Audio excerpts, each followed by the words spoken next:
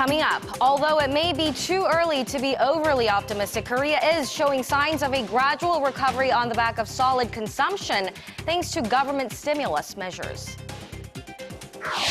Are these signs of a weakening grip in the world's most secretive regime? Claims emerged that North Korea has publicly executed 6 officials responsible for the defection of around a dozen workers in China earlier this year. On the final day of the Democratic National Convention, Hillary Clinton formally accepts the party's historic nomination for president and delivers the speech of her life. Stay tuned for these stories and more.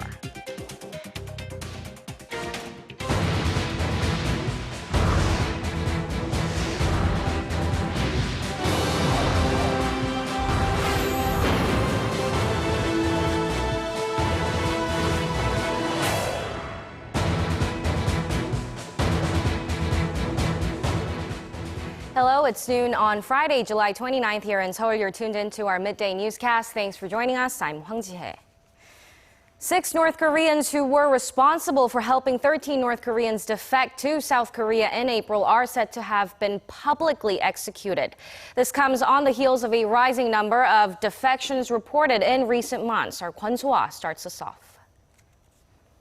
A public execution of 6 North Korean officials deemed responsible for a mass defection from a restaurant in China to South Korea was reportedly held on an order from North Korean leader Kim Jong-un. That's according to a report by Seoul-based Yonhap News Agency on Friday, based on a phone interview with the chairman of the abductees' family union in Seoul, Chungcheong-do. He said sources who regularly travel between China and Pyongyang said that officials, including intelligence agents, were executed on May 5th with around 80 officials and 100 families in attendance. The South Korean government said it cannot confirm the execution as it's an internal issue of the North Korean regime. The news comes on the back of an increasing number of defections from the communist country in recent days. After the defection of 13 North Koreans from a North Korean restaurant in China in April, 3 others fled from a different restaurant at the end of May. In addition to that, an 18-year-old math prodigy has recently requested asylum in Hong Kong after he attended an international math contest there. And according to reports on Thursday, 4 officials, including diplomats and a high-ranking military official, defected during a business trip and are currently seeking asylum. If confirmed, it'll be the first defection from the North Korean military. Kwon So-ah, Arirang News. Korea's output across all industries continued to rise in June thanks to a bump in the service sector. But maintaining this momentum in second half may be an upward battle as a tax cut program has come to an end and corporate restructuring is still in motion. Kim Min-ji reports. Korea's output across all industries has risen for a second straight month. Statistics Korea says overall production inched up 0.6% in June from the previous month. The June figure was led by robust activity in the services sector, which rose 1% on month, mainly due to an uptick in sports and leisure activities, thanks to warmer temperatures, and a lift in the financial sector attributed to the record low interest rate. But the country's industrial output fell 0.2% on month. Production in the mining and manufacturing sector fell due to slowing exports, as well as the base effect from last month, when it rose 2.7%. Korea's exports, once the main pillar of the economy, have been on a downward spiral for a year and a half now, although the pace of decline did slow in June. While the overall output figures mark a significant recovery from the previous year, the Finance Ministry cautioned against too much optimism as the improvements come on the back of government policies, including a cut on consumption tax for automobiles. For the latter half of the year, conditions aren't expected to get much better, as the tax benefits ended last month and strikes in the automobile industry are expected to lead to a decline in production and sales. Other risks to Korea's industrial activity include the possible fallout from Britain's decision to depart the European Union, as well as a full-blown impact of the government's ongoing push for corporate restructuring, which may start to kick in. Kim Min-ji, Arirang News. Now, despite lingering uncertainties abroad, Korea's leading corporations have managed to remain profitable in the first half of this year. After analyzing the performances of some 20 companies in major industries like electronics and automobiles, industry tracker FN Guide said Friday that the combined operating profit of the firms came in at around $30 billion in the January to June period. That's up 6.1% from the same period last year. Industry watchers say the rise came on the back of cost-reducing efforts, but add Brexit uncertainties and the sluggish pace of recovery in the domestic economy will continue to threaten their performance. The data was based on leading companies with sales of more than roughly $4.5 billion in the first half that have released their second quarter earnings. For the first time in history, a senior prosecutor is being dismissed from office following a recent bribery scandal involving the nation's largest online game maker, Nexon. The prosecution said Friday that they have decided to remove senior prosecutor Chungcheong-do from his post for misusing his authority by receiving insider information on trading Nexon shares, as well as accepting money and valuables from the company's chairman, Kim Jong-ju. The prosecutor's office also announced that they've detained Jin and charged him with bribery. The Nexon chairman has also been charged but will not be held in custody. It's the final night of the Democratic National Convention over in Philadelphia, and Hillary Clinton has just accepted the nomination to become the party's presidential candidate, as well as the first woman to lead a major American political party. The race is now on between Clinton and Donald Trump to see who will reach the White House. Kwon Jang-ho has this report. A moment of reckoning for America. That's the message Hillary Clinton pitched as she accepted the Democratic presidential nomination on Thursday night. Delivering a message of the need for togetherness, she warned that powerful forces are threatening to pull us apart and said that it's time for Americans to rise up to the challenge. She promised her primary mission as president would be to create more opportunity and more jobs, but acknowledged national security would also be a key issue. Introducing her was her daughter Chelsea, who extolled Clinton's virtues as a mother and grandmother. The Democratic Convention has seen some big hitters take the stage this week. 2 presidents, one past and one present, as well as the current First Lady and Vice President. They seem to have had an impact, with television viewing figures for the DNC so far topping those of the Republican Convention. Clinton's poll numbers have seen a bump as well. A Pennsylvania poll showed the Democratic candidate with a 9-point lead over Donald Trump. That's welcome news for the Democrats after the Republican candidate saw leads in several polls earlier this week following the Republican convention. Earlier on Thursday, the Trump camp launched an email campaign calling on supporters not to watch the Clinton speech and donate to the Republican nominee's campaign instead. Meanwhile, Trump has taken steps to retract a statement in which he called on Russian President Vladimir Putin to hack Clinton's emails. In the face of widespread criticism, Trump said he was being sarcastic and that it wasn't a serious invitation. Now the race for the White House begins in earnest, and Clinton is wasting no time with the weekend tour of the Rust Belt states, key battlegrounds that both candidates will be fighting for until America goes to the polls on November 8th.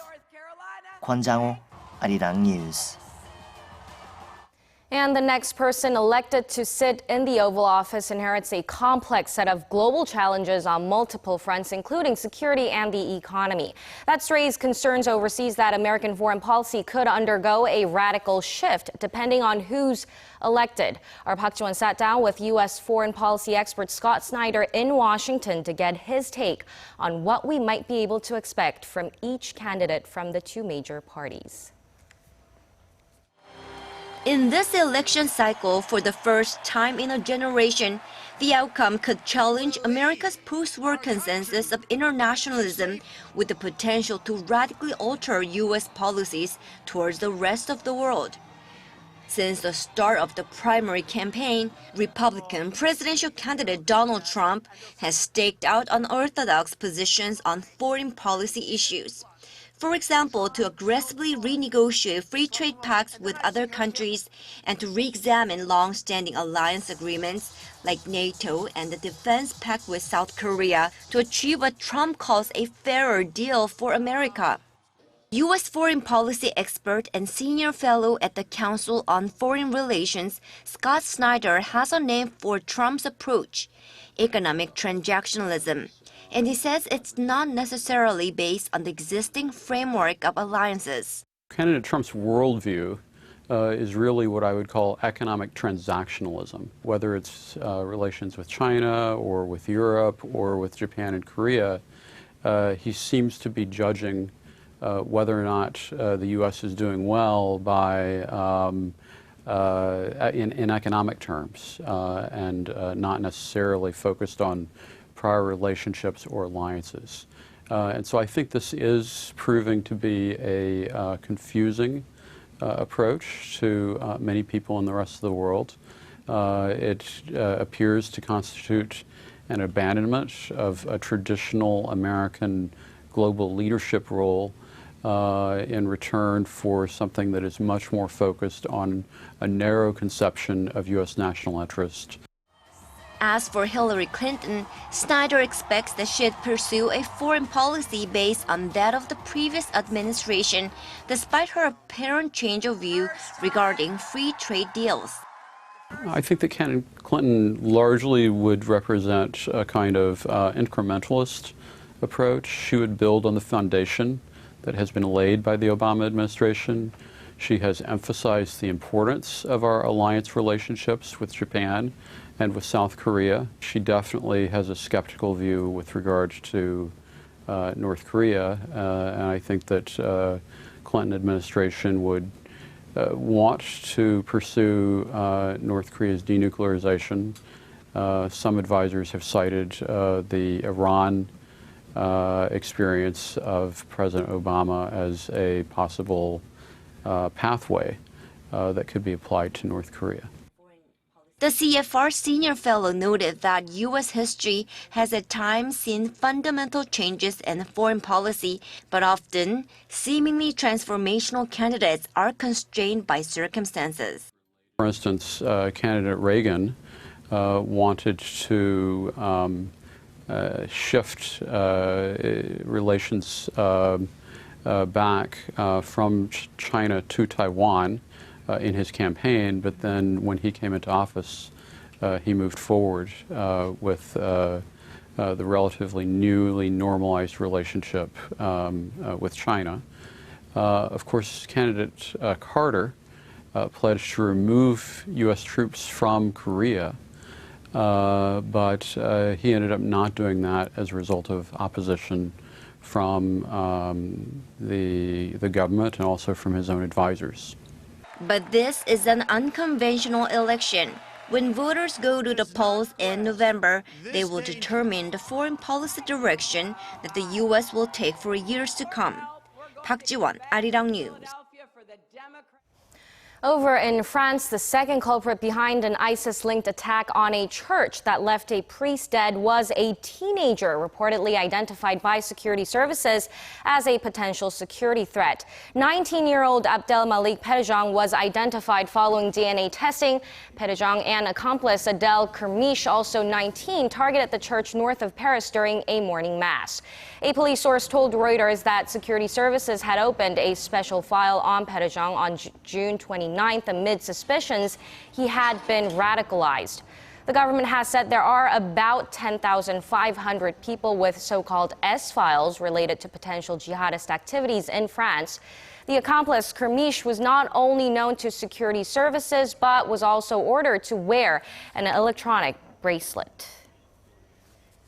An international team of researchers has developed an artificial version of the human midbrain using stem cells. The team's creation will allow for more extensive research and drug testing and could have broad treatment implications, especially for degenerative disorders involving the motor system. Park Jo-hong explains. The breakthrough could eventually be life-altering news for patients of Parkinson's disease.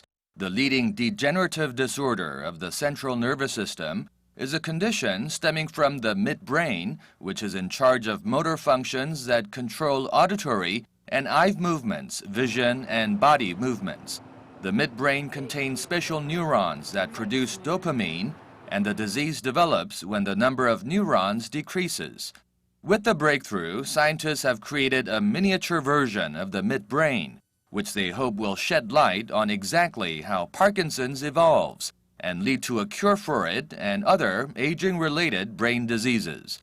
While miniature versions of the brain have been developed before, this one is a first of its kind. It is a three-dimensional miniature with tissues that were grown in a laboratory using stem cells cultivated from human blood, and it can be used in a variety of drug tests instead of in experiments on actual patients.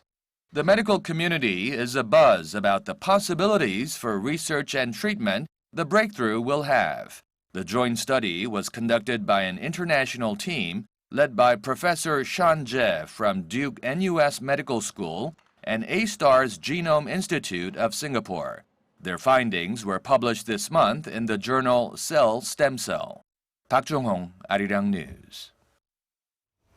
Here in Korea, heavy rain is drenching the capital area and Chungcheong-do provinces, recording over 30 millimeters of precipitation per hour, while the heavy rain advisories in Seoul and Bucheon in Gyeonggi-do province were lifted as of 9:30 a.m. this morning. Warnings remain in place for some parts of Gyeonggi-do province and areas in Incheon, as well as the Chungcheong-do provinces. Rain clouds are moving inland and heavy rain is expected in central parts of Korea during the day.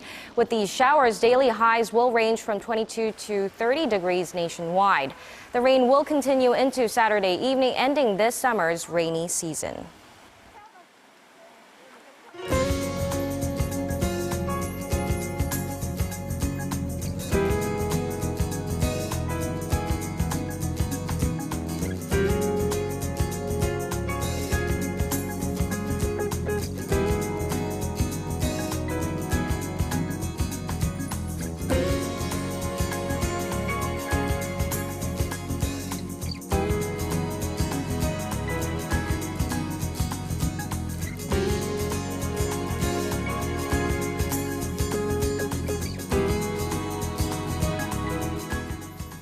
And that brings us to the end of our newscast. Thank you for watching. I'm Hwang Jae. We will be back throughout the day with more newscasts. Goodbye for now.